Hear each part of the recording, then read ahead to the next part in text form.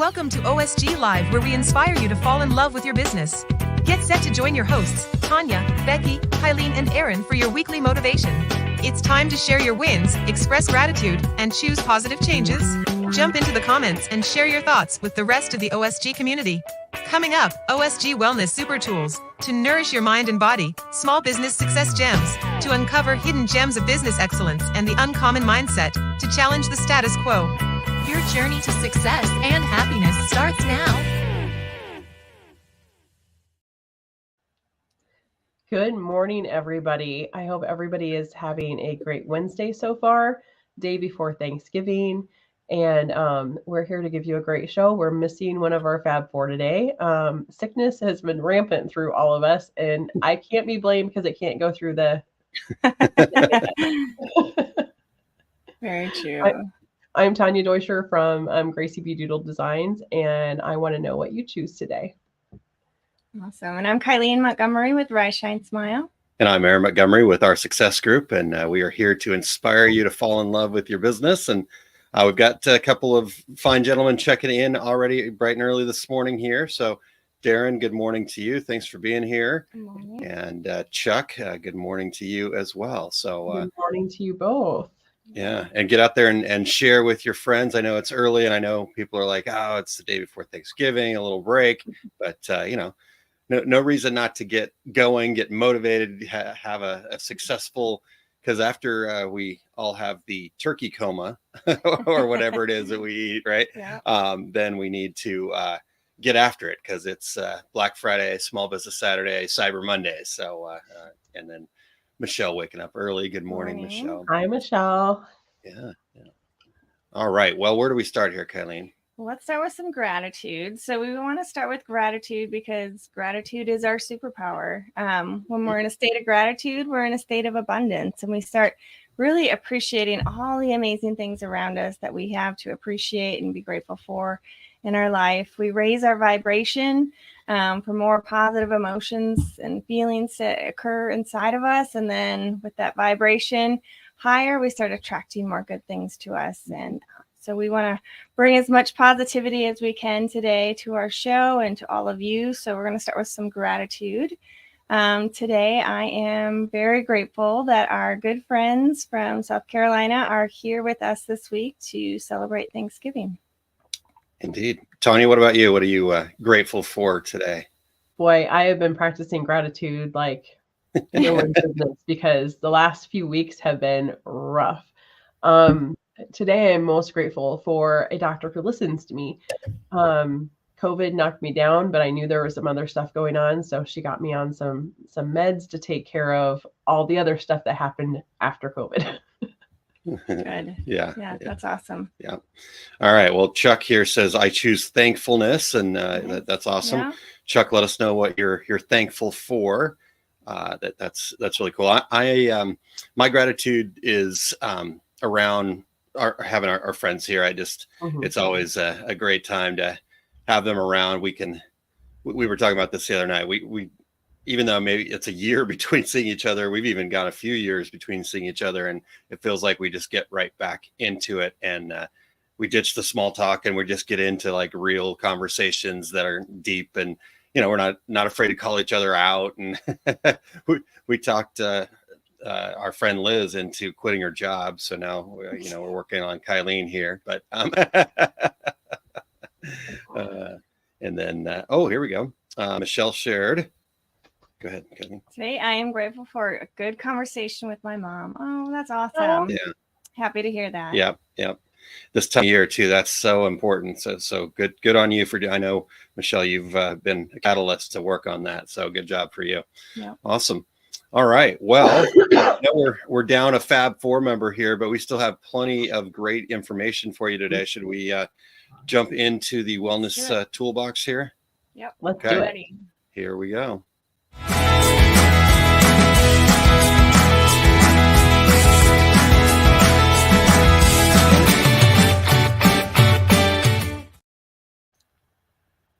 Hello. Yeah, it feels like it's been so much longer than a week. I know. Well, I'm excited about our topic today. So we're going to talk about the power of movement and how we can bring movement into our life and all the positive effects that it has on our mind and our body. But before we really dive into this, if you're listening, share how movement is a part of your life. What do you do to bring movement into your life?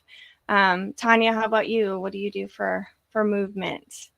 When I'm completely healthy, yoga is a huge part of my life. Also, intentional movement through some challenges I do with a group on TikTok, which it showed me that you can start off small and that intentional movement builds over time and you gain strength, flexibility, and peace of mind and focus. And it's been really eye-opening to me over the last year and a half, 2 years is how long I've been doing yoga. About 2, I think. Yeah. Yeah. How much that has impacted me. And I'm really missing it. Going to get over this crud and get back to setting my goals again. Yeah. Proud of you. Well, you're letting yourself heal. So that's important. Yes. For me, movement, obviously yoga is a huge part of it. Doing yoga every day has definitely allowed me to feel stronger emotionally and physically. But I also love to go on walks outside. I love to, well, I should say run, but I haven't really been running too much, but we're doing the turkey trot tomorrow morning. So I will be doing some running tomorrow morning, but I just love, I love the low impact of yoga. I love that side of it, but I also like to create some heat sometimes and some energy and getting outside and walking.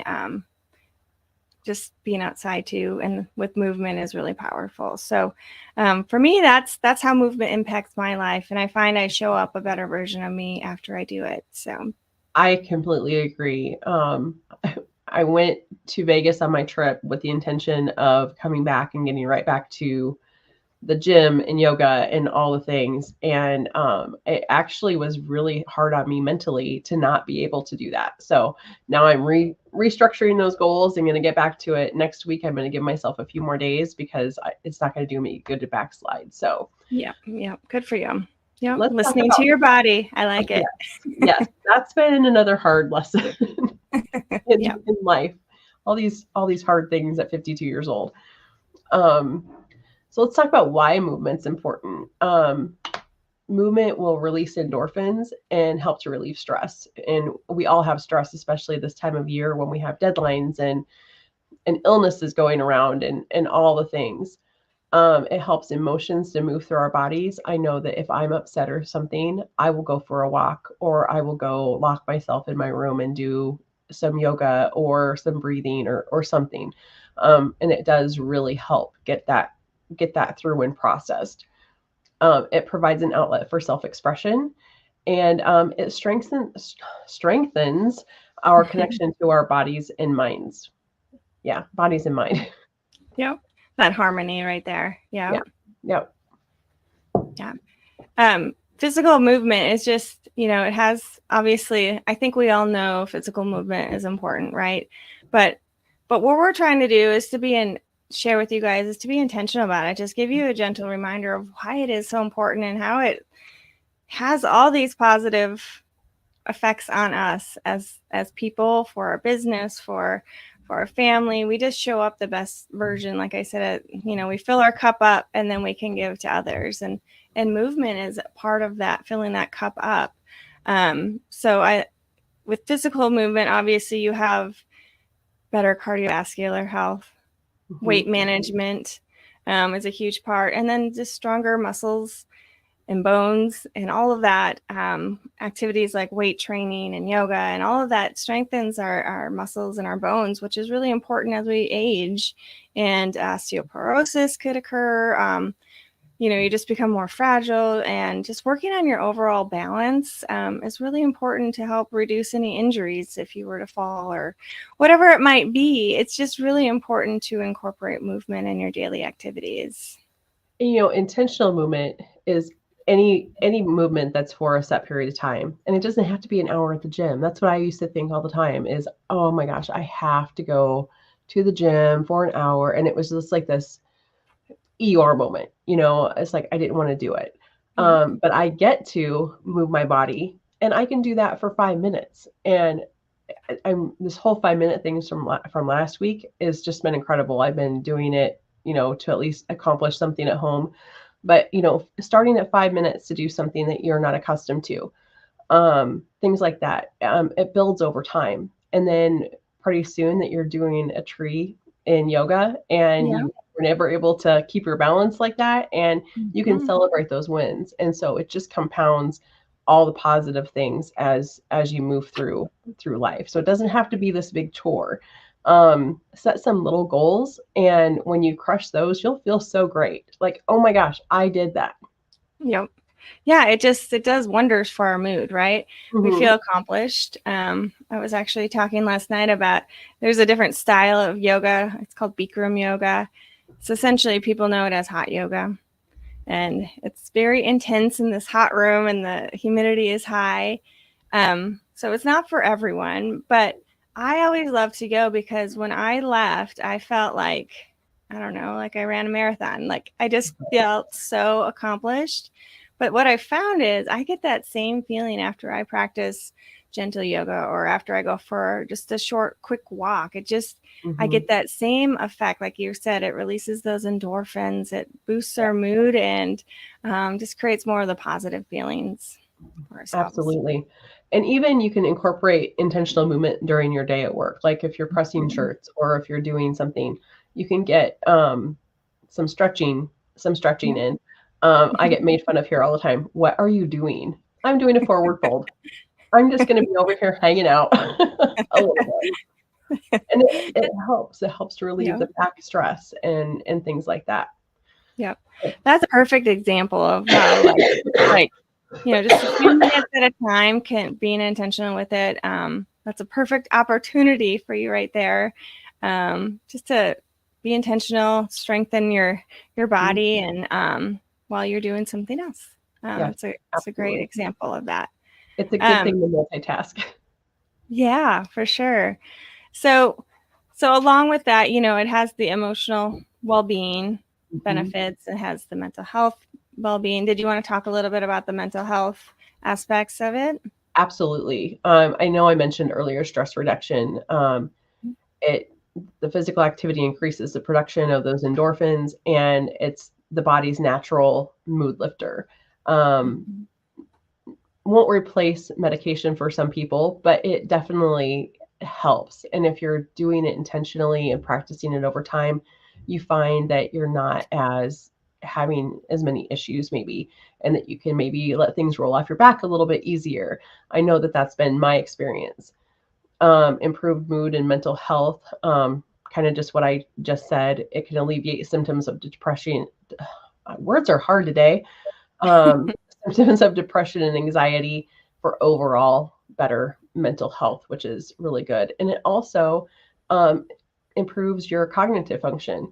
Movement has been linked to improved brain function, including sharper memory and thinking skills. And I have found that too. If I'm having a really bad brain fog day, I'll go take a walk around the block.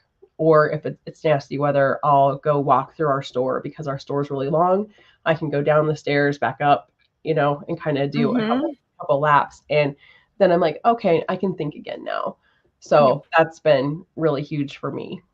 Yeah, that's awesome. Well, and then the whole emotional side of it, it boosts that self-esteem and confidence. So it's interesting how sometimes when we get stressed or sometimes when life just is coming at us, the first thing that we give up sometimes is movement. And really it is so important to that emotional side and mental health side to keep us moving forward, right? It creates all of those positive things inside of us, and then we can show up the way we need to show up for our business, for our family, for ourselves. But it also helps us have better sleep. When we move, we sleep better. It's like our body is released all that excess energy sometimes. I don't know if that's a scientific term or anything, but for me personally, that's what I find. I find that if I go to bed and I haven't done much movement, I'm more sluggish. I'm just kind of restless in bed. I don't really get good sleep. But when I have exercised and been intentional with movement, sleep much better. I don't know if you found that. Yes, definitely. And I can tell since I've been sick for 2 weeks that my body is craving movement. Just laying around has been actually really terrible, because you just start to ache after a while from not moving. So Yeah. I've taken that 5-minute thing and okay, I'm going to take 5 minutes and I'm going to go clean something in my kitchen, or I'm going to go walk around the house, or, what have you. So, Yeah.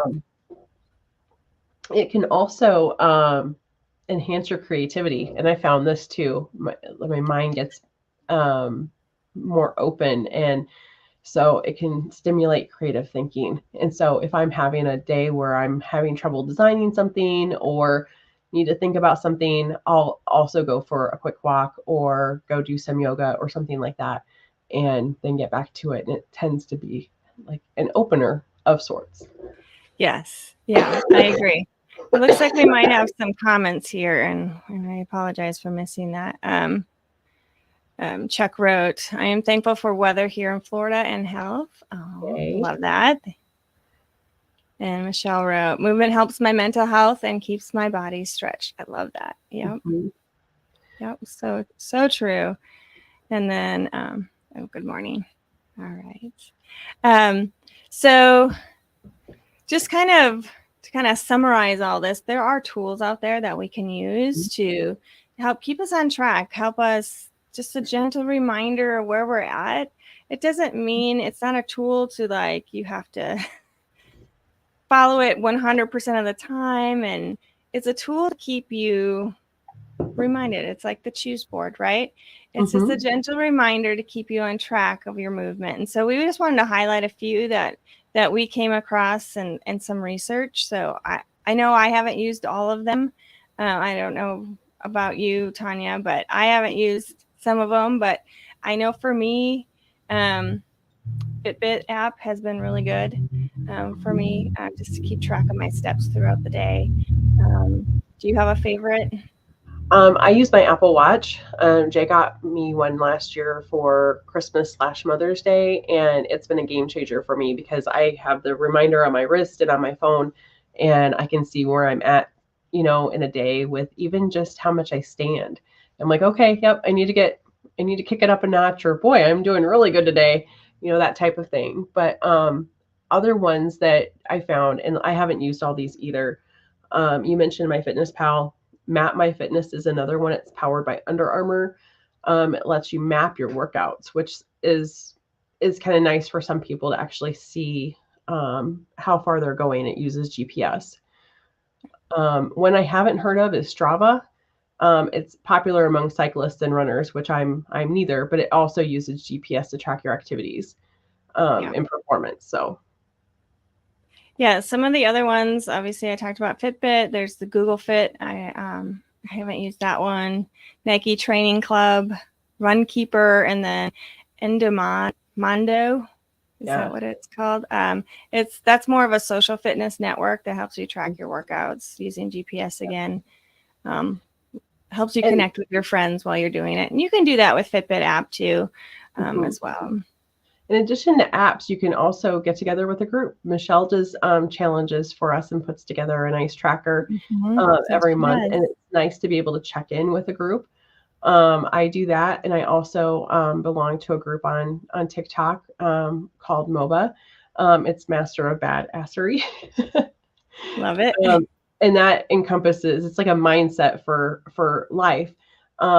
But it's nice because Sherry puts together some short workouts that build over time. So like we start out planking and wall sits and things like that.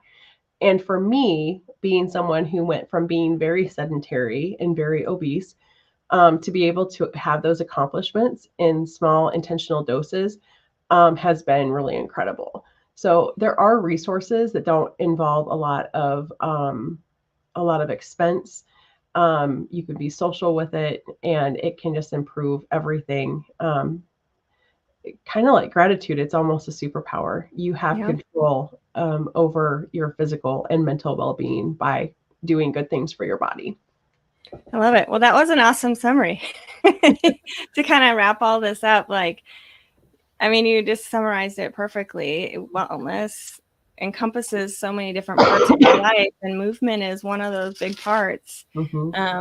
And it's really important as we move into this stressful season to make movement a priority for yourself so you can stay healthy, get the rest that you need, be creative, show up the way you need to show up for yourself, for your family, for your business, whatever it is. Movement is a tool that you can use, and it's another superpower, right? Absolutely. Awesome. All right. Well, I think I'm going to try to produce here. Hang on. Hang tight here. All right. We're going to go ahead and share a quick little video here of a really important tool that you can use in your life. So one moment here. Choose boards and other affirmation products are excellent tools to move you forward. Check out the Ice Choose web store to get yours. Choose what you need as often as you need it. All right. Check it out. We got our choose board there. Kylene's hoarding it, but there we go. Oh, I like it. Yeah, nice. Gratefulness. Yeah. There we go. Gratitude and joy over here. There we go. Awesome. Well, good stuff, you guys, on movement. Appreciate the folks jumping into the comment. Michelle, movement helps my mental health. I really like that. And I think it's just, it is about just being intentional with it, though. You know, it is we sit at a desk, you know, and so can you have a standing desk where you're kind of maybe moving a little bit more, or just, you know, some odd, you know, just stretch, do some stretching or something like that. And then incorporating all those tools that you guys put in there. We've got the technology from our watches to our phones, and that, you know, we can keep track of all that and even have gamified it a little bit. Yeah. So pretty cool. All right. Well, shall we, I know that Becky's not here for the gems, but I'm going to try to fill in her stead here. So if you guys are ready for that, I will dive into the small business success gems. Sounds good. Sounds great. All right, here we go.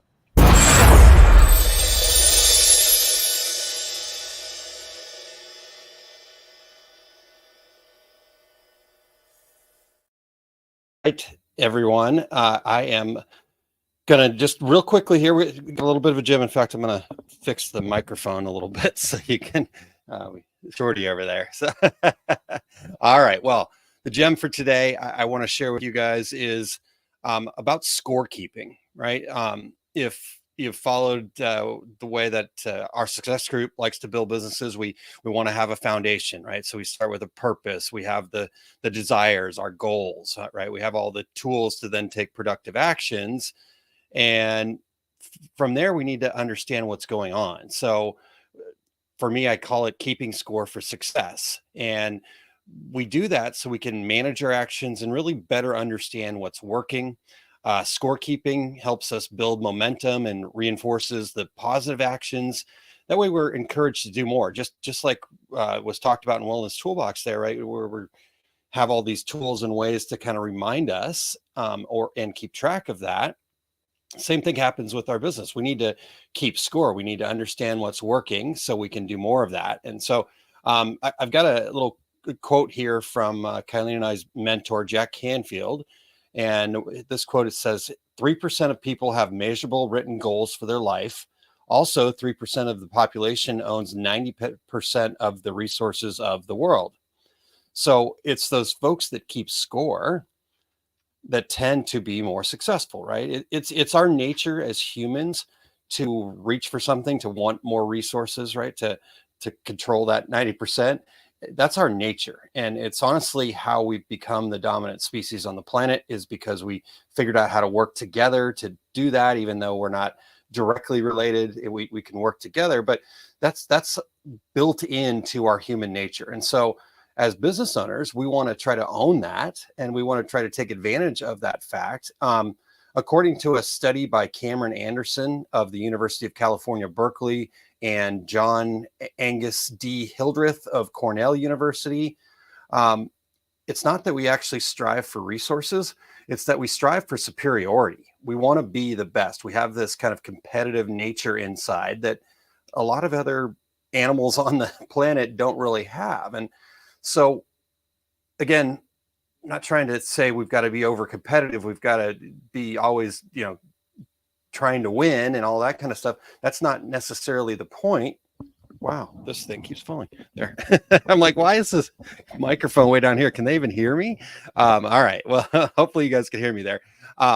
Anyhow, we have to understand this human nature. We have to understand how we can best utilize this to make it easier to achieve what we want to achieve, right? So this nature, it makes scorekeeping very important as it pushes us to grow, right? So like as a kid, we wanted to lean up against the wall and did I grow a couple inches over the last year, right? And not that we can do anything necessarily, but I got to eat a little bit better. I've got to drink my milk. I've got to, do whatever. Or maybe you're somebody that sold Girl Scout cookies, right? Well, there's a score, right? Well, this other girl in my troop sold more boxes than I did. And so again, it just pushes us to do more. Maybe it's the act of keeping score that is going to, when we track our calories, right? Just the simple fact that we're trying to remember what we ate will remind us to be intentional about what it is that we eat, right? When we get on the scale and we look at what the scale says, that's a way for us to go, well, shoot, I probably should call my neighbor and go for the walk, or, make sure I show up at yoga class, or make sure I do this, right? So those are all forms of scorekeeping. And I think what's important when it comes to scorekeeping is we understand that this is not a way to point out failures in ourselves, right? Instead, this is meant to stimulate us. It's meant to have us be more intentional. It's meant to allow us to say, for sure, yes, we're quote unquote winning in this point, right? We're getting closer to success each time. But here's what's crucial about it. We can't use the scoreboard, so to speak, and I'll talk a little bit more about some specific ideas for business here. We can't use the scoreboard and focus on the results.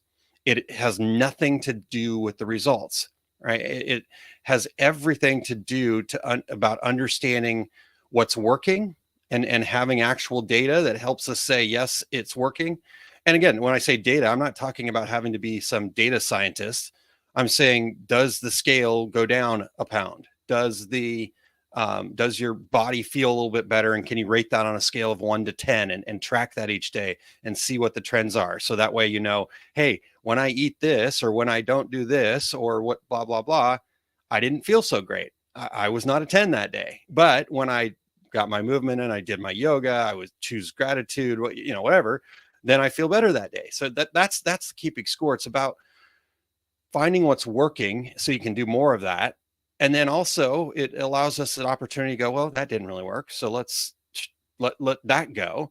But it's never about, I'm not at the 200 pounds I want to be at. I'm not at the $1 million business I want to be at today, right? The results don't matter. What matters is that we're being intentional about trying to figure out ways to do more and to improve. So and I talked about all sorts of different things all over the place that weren't necessarily business related, just to give us an ability to kind of bring this back and tie it back together.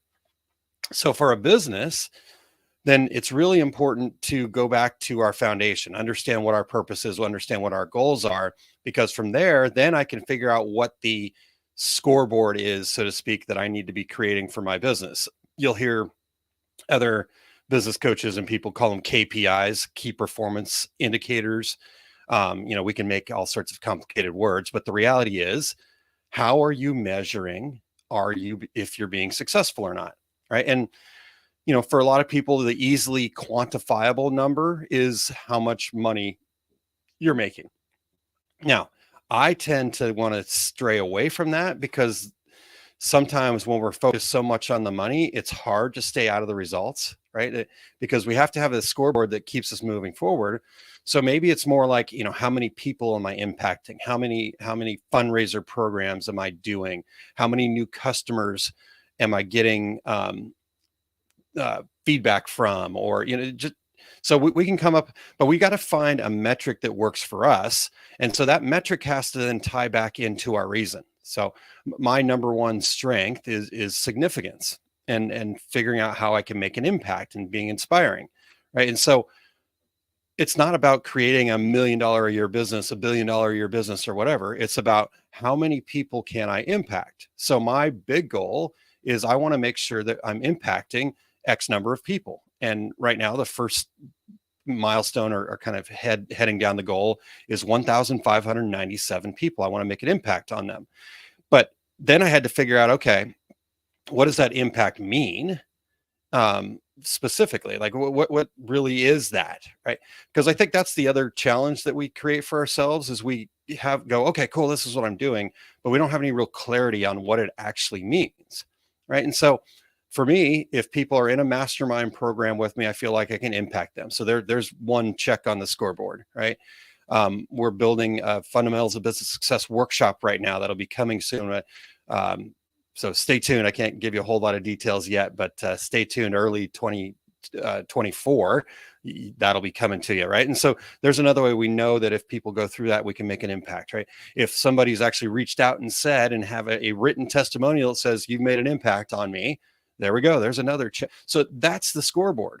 And if that scoreboard's not continuing to move forward, then I need to look back at my actions and say, okay, what is it that I'm doing that is not moving that scoreboard forward, right? What's not working that I need to stop doing, and what has worked so I can do more of that, right? So there you go. That's my kind of idea for the small business success gem for the day, is keeping score for success, making sure we understand how to do that, and going from there. So with that being said, I'm going to see Kylene's going to have to walk around, and Tanya will just pop back on stage here. Here she comes, walking back there. All right. So, what's your guys' take on the scoreboard, keeping score for success? I have definitely found that when I'm gamifying and keeping score on various aspects of life, that I tend to move forward faster. If I miss that step, then I don't go anywhere. I like to see those things in like black and white, meeting my goals in order to move forward. And it kind of gives me that little bit of a boost that I need to keep going and strive for something bigger. Yeah, I agree with that. I think it's the gamifying of it sometimes with, like, it's just even coming back to what we talked about with movement and some of those apps where you keep track of your steps. Mm-hmm. It's being intentional. You might think that you are moving, and then you look and you're like, oh, I really haven't done a whole lot. But it's like keeping that score keeps you accountable to yourself, keeps you on track for where you're headed. I think it's really important. Yeah. Well, so what do you guys do for your businesses to keep score? Like I explained what I'm trying to do with our success group and how I'm trying to keep score with that. What about you? Well, you helped me create this, what is it even called? The thermometer, right? Yeah, like you'd go to a telethon, right? And they have the little thing where, that goes out. Yeah. So it's that visual. So as I grow my yoga business, all of my paid sessions, I continue to add it there. So I know that I am reaching the people that I want to reach for my personal goal. For me, it's that visual is really, really helpful. Yeah. What about you, Tanya? What are you tracking inside of your business there that helps keep score? For me, it's the check-ins for the Masters of Success. And honestly, I need to do some reconfiguring because some things have changed even as recently as last week. So I really need to narrow in on my focus again and how I see myself even 3 months from now. Because I want to focus in more and create some more of the visuals, because that does help me. Yeah. It can be so powerful to have that physical scoreboard, right? And it really can be as simple as, maybe just it's a checkbox on a piece of paper, or, you guys know me in my office. If you've seen a lot of you guys have seen my office, it's covered in whiteboard paper, right? And so on there, we've got different thermometers, so to speak, that we can track different things that, and I have not been good about updating that this year, and it's shown. So it's, we've got to practice what we preach here. And so I gotta get on that. It is hard because you're trying to focus on all these things. And when you're not digging in and figuring out your why or keeping up on your why. I've kind of been floating the past few months, I feel, and it makes things harder. So it's time to utilize the tools that we talk about. Yeah. Well, I think that's the great part about all of this is there's nothing here that we talk about, not that we couldn't, but the reality is the things that actually work are never complicated and difficult in its idea. It's just the execution of it.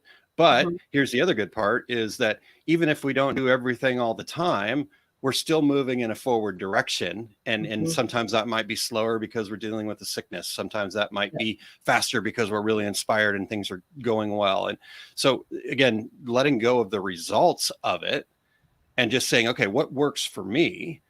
Because I think that's the other part that I love about what we get to do with OSG Live here is that we share all sorts of tools. None of us are doing all of them all the time. Right. And it's just, in different seasons, we might do different things, but we've got each individual person. It's like our own fingerprint. We've got to kind of build the system, so to speak, that works for us. So. Yep, I like that because we are all works in progress, right? We're all learning, we're all growing, and that's the whole purpose of this show, right? Is to share these tools for people. Yeah. All right. Well, we've got Uncommon Mindset still, and I was even starting to dive into that already. So let's do that, and we'll catch yoga afterwards. How's that sound? Perfect. Okay. All right, Tanya, are you ready for some Uncommon Mindset here? Absolutely. Looking forward to it. All right, here we go.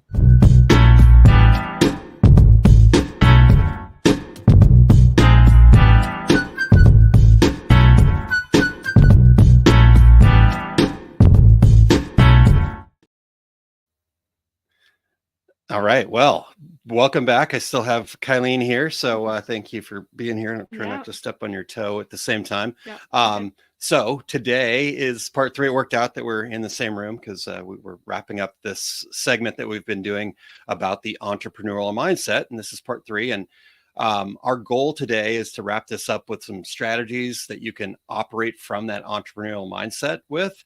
So 2 weeks ago, when we started this, we were talking about why this type of mindset is important. It actually stemmed from a quote that said, use the weekend to build the life you want instead of trying to escape the life you have. And so that's where we started off at. And then what did we do last week, Kylene? Yeah, we talked about, just making choices that your future self will thank you for. So what kind of choices can you make for your goals moving forward? Where do you see that big vision, and what choices could you make today that will help you get to what your future self looks like? And sometimes that means getting out of your comfort zone. Yeah. I think, that's probably our biggest challenge is we have to be leaning up against that comfort zone. We don't have to go crushing through it, but we have to be moving it and expanding it and testing it and going, okay, is this right? Is this comfortable? Oh, wait, is this too uncomfortable? Right. So that's where we kind of started. And then as you kind of talked about already, but last week, after everyone agreed that having an entrepreneurial mindset is something we must be intentional about, then you really helped lead us into exploring what the differences were. It's ultimately being an entrepreneur is about making some sacrifices today to today's current comfort level, so your future self can live like most people can't, right? It's having the ability to take off work when you need to, or whatever that might be. It might be having, the freedom to decide what your business is going to be about, say no to certain customers, or say yes to doing something in the community that maybe somebody else that doesn't have the resources that an entrepreneur has created for themselves wouldn't be able to have. So Kylene, what were some of those differences? Highlight those. So entrepreneurs make decisions quickly because they're clear about what they're doing. They're not overthinking it. And then that creates doubt, and that opportunity is passed. They're inspired, they make a decision, and they move forward. Entrepreneurs also, they create those opportunities because they say no when they need to say no, so they can say yes when it makes sense with their vision. They're clear about the direction that they're going and what really matters for them. On that one real quick, Mhm. I can't remember if it's Brian Tracy or Zig Ziglar, but that always brings up this thought in my mind of the, we have to say no to the good so we can say yes to the great, right? We just don't leave ourselves enough space to do what we need to do because we've spent so much time saying yes to all of these other people's, desires, which is fine, right? It is about service. Everything we try to do comes from Mhm. service, but for me to, that'd be like me going, okay, hey, yeah, you need help fixing your car. Let me do that. Let me figure that out. I can't fix a car. Why would I do that? Instead of saying, hey, there's somebody that's really good at that, and they actually have a business for that, go and support them. So anyhow, I just thought that stood out to me. So Yeah, that's a good example for that. Yeah. The other thing about entrepreneurs is that they thrive in risk and challenges.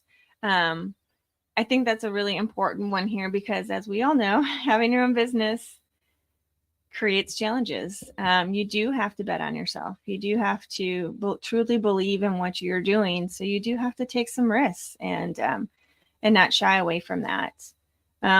Entrepreneurs work smarter was another thing that we talked about. And I think what you just said for that example of saying no to some things, working smarter. Who else could do that task better and faster so I can focus on what really matters? And then they believe in prioritizing. We talked about that a while. Last show. Yeah. And so what we want to do to close this up is we want to leave you with 5 different strategies that you can start to implement today. That way you can embrace this uncommon mindset. And these strategies are going to range from kind of easy things you could do right now to some things that require a little more higher level thinking that you must make time for. Right? I'm going to use that word emphatically. You must make time for this if you want to become a successful entrepreneur. So it's part of that working on we talked about early in OSG Live, right? So and also each of these come directly out of those key differences that Kylene highlighted. There's kind of those 5 key differences that Kylene just highlighted. And so I think from that, you can kind of see how all this ties together, but it's the fact that it comes out of those unique differences that make up an entrepreneurial mindset versus an employee mindset. Because as we talked about in the first week, we're not saying that having an employee mindset is a bad thing. It's not, this is better than that. It's just, if your intention is to be an entrepreneur, you just have to think differently. You have to have that uncommon mindset. If your intention is, and what is filling you up is to work for somebody else and be an employee, then that requires a little different mindset, and that's fine. Again, neither is good or bad. So where should we start? What's our first strategy that we can use here? Well, this is probably, in my opinion, one of the most important ones. It's just really clarifying your reason. We talked about, entrepreneurs make decisions quickly. They can do that because they're clear about what it is that they're doing. Why are they doing this? Why do they want to provide this service? They're really clear about their purpose and what success will look like for them moving forward. I think that's huge. I know for me, when it took a while to kind of get to my reason of why I wanted to share yoga. And once I did, it almost was like this relief, right? That occurred. And I was very clear about what it is that I'm doing. Yeah. Well, and the other part of this too is, again, it's clarifying your reason, right? You get the language that goes along with who you are as a person, what your special gifts are, what your strengths are, but then going even a little bit deeper with that and kind of painting that picture, right? That way we can prioritize, because how am I going to prioritize if I don't actually know what the priority is? And so if I don't have real clarity on that reason and have that vision, that picture of what it is in my brain that I want to be doing, then I'm going to just keep trying things. And there is going to be some trial and error that occurs, but the reality is it's so much easier. And then, we talk about working smarter, right? How do we then take these things, these opportunities, now that I've kind of opened myself up to new opportunities and I'm a little less averse to risk and challenges, then lots of things are going to start showing up, right? How many opportunities and how many good ideas do you start having? And you could do all of those things, but you're probably better off saying no to a lot more of those things And without that clear reason, that clear understanding of what it is you're trying to do. So this just makes decision making so much simpler. And you're more confident in the decision, right? Oh, I don't know if this is the right thing or not.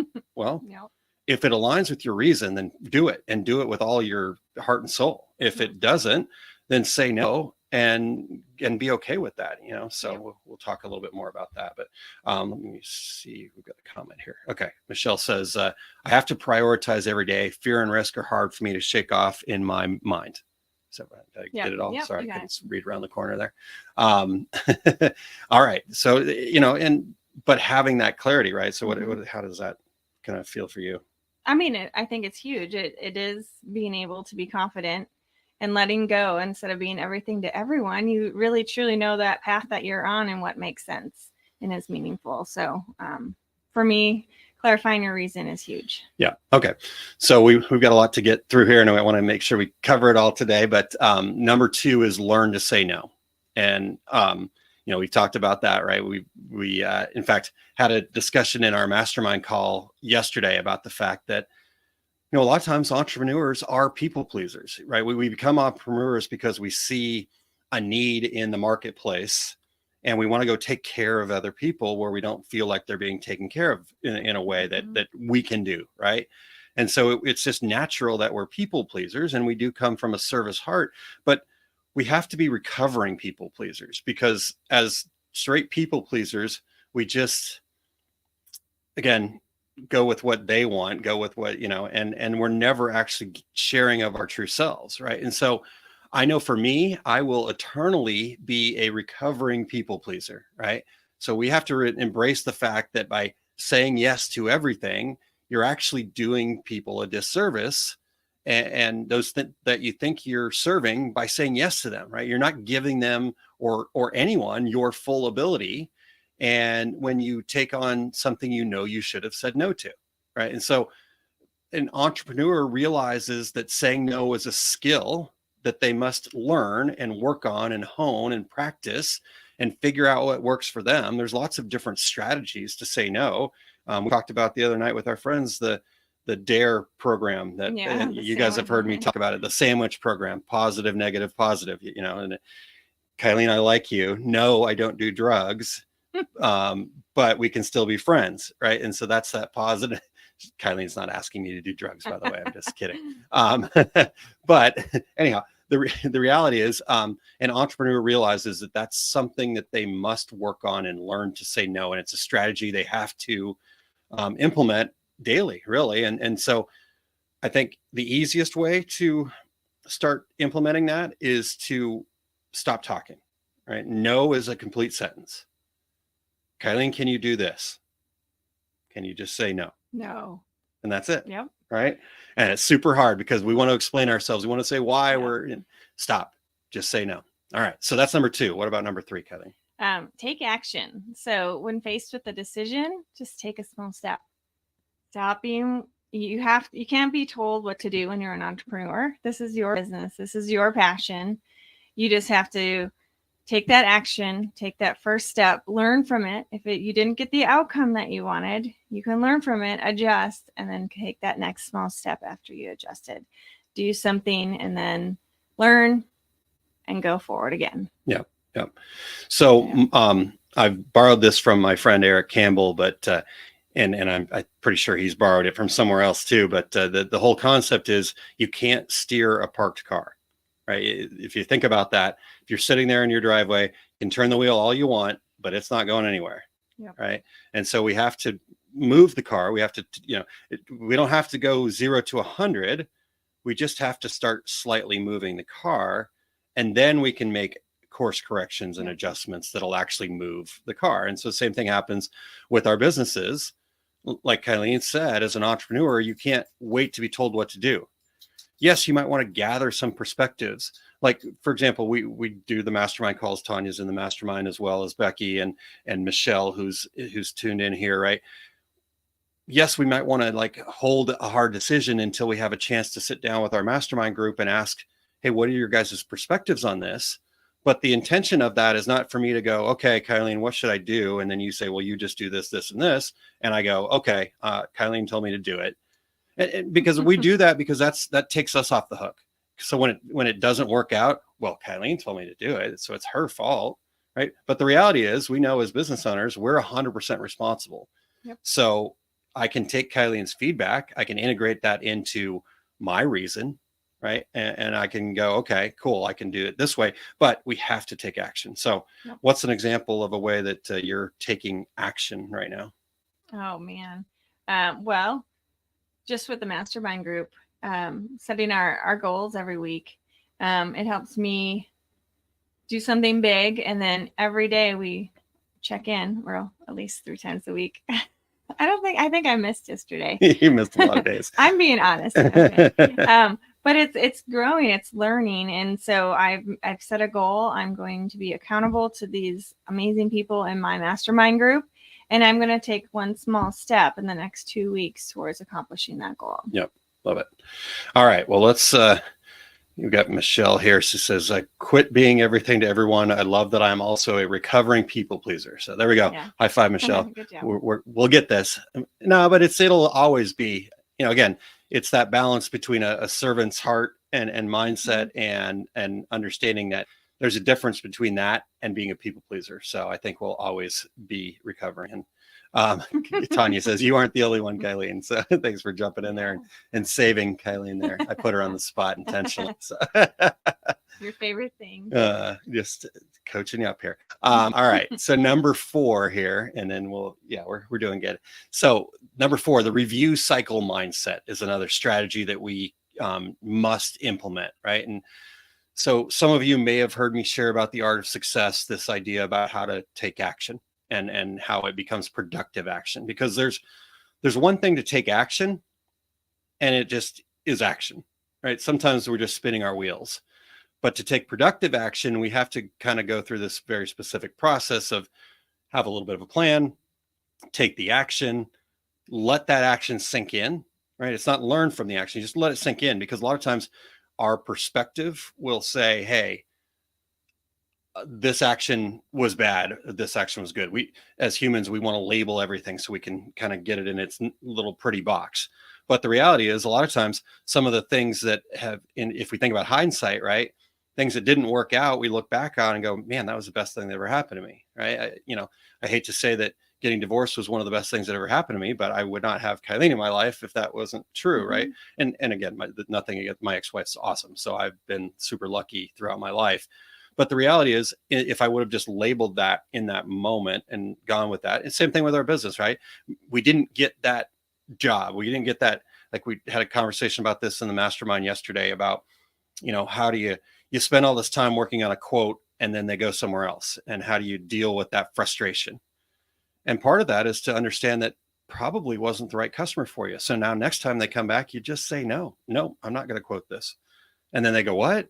No, you have to. And I'll do whatever. Just give me the bill. Right. So anyhow, it's about this kind of understanding that we let go of the labels. So. Yeah, I was going to say, it's that story you create around that event, and you can choose to create a story that wasn't the right customer for me. Yeah. Move on. Yeah, exactly. Instead of being personally attached to that quote or that outcome. And so I think the review cycle mindset is really about letting go of the results. And I've talked about this throughout, we talked about it with the Small Business Success Gems, but the sooner we can let go of the end result and whether we're there or not, the sooner we're going to actually get to that end result. Yeah. Right? Which just seems odd, right? We have to focus on it. I got to get to point B. Well, the reality is you need to say, okay, there's point B. What am I doing to get there? I'm putting one foot in front of the other. And so that's what the review cycle mindset is. It's letting go of that. There's no labels of success or failure. It's only do more, learn, and adjust. So to have a review cycle mindset, we're letting go of the results and we're focusing on the movements, the actions, right? And in sports, the cliche is, that fall in love with the process. But that's the reality of it. Our businesses work the same way. We have to fall in love with the process of being a business owner each day and let go of the results of, am I successful or am I failing? Am I getting enough business? Am I, blah, blah, blah. Yeah. So that's number 4. What's the last one here? So number 5, creating a system. So everyone's system is going to be unique to you. Your business is different than everyone else. So it's going to be unique. And you have to allow that system to process the actions that you need to take to focus on your priorities. So this is really doing the things that actually matter for your business. So you need to be able, for example, to commit, maybe it's a half hour, an hour on the weekend to set up your week. Maybe you're planning out each day. You're writing down those important things. Maybe it's using the fundamental 5 lists. What 5 things do I need to do this day, every day, to move my business forward, to reach my dreams faster? What are the most important tasks that I need to do? Because then that keeps you more focused and intentional with what you're doing. So when all those distractions start happening, you still have that priority list that you're not going to forget about. The other thing is committed to doing this 7 days a week. Yeah. That's one thing that kind of started all of this, right? Was the whole 7-day-a-week mindset versus the 5-day-a-week mindset. Yeah, it does tie back in nicely. And because, excuse the language here, but this is a quote from our mentor, Jack Canfield. He says, what is it? 99%'s a bitch, 100%'s a breeze, right? And so when I go, okay, well, I'm going to do it 5 days a week. Well, then you have to start making decisions in your mind. Well, which 5 days? Oh, well, I didn't do it on Monday, so I'll do it on Saturday instead. Oh, well, Saturday is my time to do, be relaxed or recharge. So, oh, well, okay, then I'm going to do it on, now I'm only 4 days. Well, okay, 4 days is fine, right? And then, so we start making these, what's the word I'm looking for? Kind of in our brains where we start, yes, thank you. We start negotiating. And so I think ultimately to have an entrepreneurial mindset, we have to have a system that we're committed to 100%, right? And so 7 days a week. And it doesn't mean that we have to, work 7 days a week. It means that we have to be committed to prioritizing and saying, okay, on Sunday night, is it better for me to watch a television show, or should I maybe spend 30 minutes and plan out my week, right? So maybe we spend 30 minutes and then watch a television show. Yeah. But a lot of times, I know for me personally, okay, sit down, show on TV. Oh, look, it's midnight, right? And, and so if you do those things first, right? Yeah. So I think to kind of close this out here, we want to challenge you guys. I want you guys, tomorrow's Thanksgiving here in the United States for those that are tuned in live or catching it right this time. So take this holiday opportunity here and you've got to carve out some time. We can come up with all the excuses why not. I've got family, I've got friends, I've got yada, yada, yada. There will be some downtime. And you as an entrepreneur need to take that downtime. Maybe it's when everybody sits down to watch the football game, or maybe the kids take a nap if you've got kids running around, or, when everybody else is fighting off the turkey. What's the stuff in turkey, but whatever. Yeah. Whenever you can, but commit to taking 15, 30 minutes minimum, right in that range, and go through these 5 strategies. I'll read them again for you here real quick. Clarify your reason, number 1. Learn to say no, number 2. Take action, number 3. Review cycle mindset, number 4. And create a system, number 5. So I want you to create a plan that you're going to implement all of these 5 strategies in your day-to-day by the time New Year's Day rolls around 2024, right? If you're watching the replay later, give yourself 30 days to do this. But that's our challenge to you. I want you to implement these things. And so take 15, 30 minutes to just come up with a plan. Yeah. And then everyone's going to be at a different level. So some people might have real clarity already on their reason and can move to 2, but maybe they have to take some extra time to really figure out what they need to say no to, and then create your action lists around that to plan to get more and more done each day. Letting go of the results again and continuously improve on your process. That's what's going to move you forward. Yeah. So yes. Okay. Well, with that being said, we're coming up to the end of the time. Let's bring Tanya back in. I know you've got to run to work. Go. So. All right. Bye everyone. Thank you. All right. So Tanya, there we go. All right, Tanya. So talk to us a little bit about what your thoughts are on that, if you've got a couple minutes here. There was a lot of great information there, and I'm going to have to actually go back and rewatch because my mind is kind of like blowing up right now. Yeah. I do probably the biggest change that I've made is having the 7-day-a-week mindset. I don't typically just Netflix and chill anymore on the weekends. I'm usually having my notebook out, at least kind of getting a rough framework for my week. And that's really helped me. And with being sick the last 2 weeks and on vacation, November has basically been not a very good month for me as far as working on my business and things like that. Getting back to that, I'm actually really excited about. Yeah. Well, here's the great part is November 22nd today. So you've still got 8 more days, I think, is if I doing the math right, that you can turn November around. And I think that's what I love about the fact that you are so focused on the choosing, right? Because that's a choice that you can make. Right? Yes. The other choice is you could say, yep, November's a wash and I'm just going to call it. And which is fine too, right? This whole idea of labeling everything is also something I found very interesting to really think about. I didn't realize how much me labeling everything good or bad or this or that really took away from the value of what it actually was, right? I mean, is it really good or is it really bad? I don't know. But if I just label it and let go of it, then there's no value to it, right? And so I think that's pretty cool. All right. Well, Tanya, I won't make the bad joke again, but you please explain to us about ICE one more time. All right. ICE stands for Inspire, Collaborate, and Encourage. And it started 3 years ago when Jay had his heart attack. I needed something to focus on that wasn't all medical drama and stress. It's inspiring and collaborating with people is like literally my love language. I get so much just from doing this podcast with all of you than I ever did from getting to do it on my own. And so I really encourage everyone to think about how can you inspire, how can you collaborate, how can you encourage others,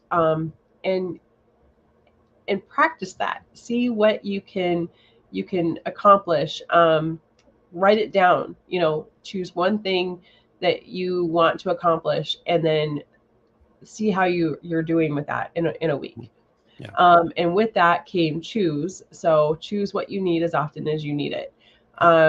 Sometimes I have to choose happy. I've been a little bit angry the past couple weeks because of the fact that I'm sick, and it happened from one person who has allergies. The act of forgiveness for me has been huge. Choosing forgiveness, choosing gratitude, those things. And that word can choose throughout the day. That's why it's a dry erase board. You can erase it and choose what you need the next time. And having that visual is very helpful to me. Yeah, I can think it all day long, but actually seeing it here on my desk, oh, yep, I need to get back to gratefulness. I'm not doing very well today. I need to get back to doing whatever is going to move me forward. And that makes me a better person. I can put all the negative ick aside and move forward and be the best version of myself that I can be. And that makes me happy. Yeah, that's awesome. That's awesome. So what you guys that are tuning in live right now, let us know what you're going to be choosing and what commitments you're going to make to yourself, to your business, to your reason, to your purpose, all of those things. Love to have your comments and feedback. If you are watching the replay, we keep track of the comments as well. So we can keep the conversation going after the fact. So just pop in the comments along the way. We talked about a lot of different things today, from intentional movement to keeping score for success to having that uncommon mindset of being a little bit more entrepreneurial in your mindset versus sometimes if you're also an employee, right? You got to change those things a little bit. And again, neither one's better than the other. It's just, if your intention is to be a small business owner, you got to choose differently. There we go. That worked out. And so, if you're watching the replays, and please share them with others. We want to share this with absolutely everybody. But let us know if you practice any of these things. Like I found that I'm practicing the 5-minute thing that we talked about last week.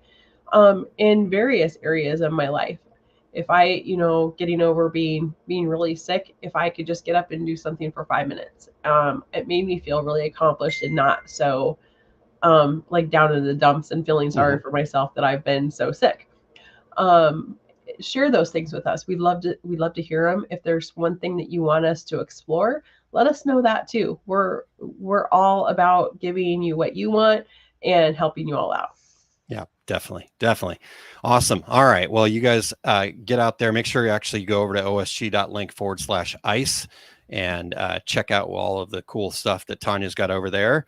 And if you want to kind of see what's going on kind of in general with the OSG Live crew, we have all most of our links here at oursuccessgroup.com/links. You can go check out the different things that are going on over there. So, all right, Tanya. Well, I'm 100% committed to eating a lot of turkey tomorrow. So I'm